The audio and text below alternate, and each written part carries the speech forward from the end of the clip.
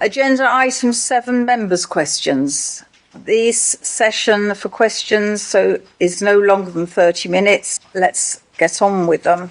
With regard to the Council's initiatives to encourage modal shift among residents from private car ownership to active travel, will the Chair of the Transport and Air Quality Committee agree that this will logically entail the loss or repurposing of residential parking bays?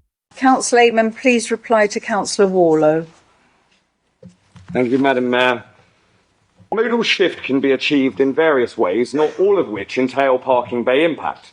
We do not set out to reduce car parking per se, but yes, it is sometimes the logical outcome of our policies to introduce parking controls where supported or to offer additional facilities, particularly in active and sustainable forms of travel. Controlled parking zones increase availability of parking by regulating space, even though some curbside space is lost to yellow lines for safety and traffic flow reasons. The installation of cycle lanes, bike hangers, e-bike bays and charge points reduces conventional parking space, as can widening pavements, increasing pedestrian crossings and other public realm interventions.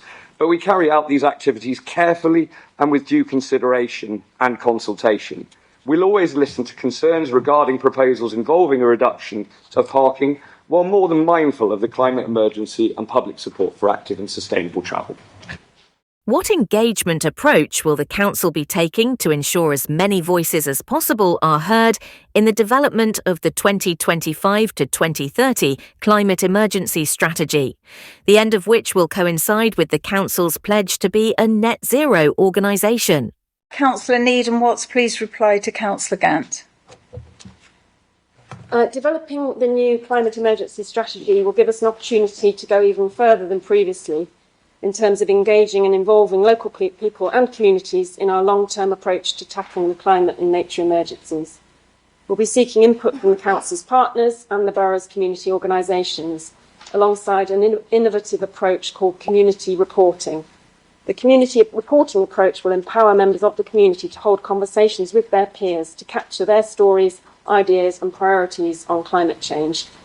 And the idea is that these will feed into the development of the new draft strategy, which will in turn be consulted upon, giving further opportunities for the voices of our communities to be heard in what we hope will be a concerted effort to reject tick-box engagement exercises and use deliberative engagement processes to deliver a strategy that's the product of the community embedded within it rather than imposed.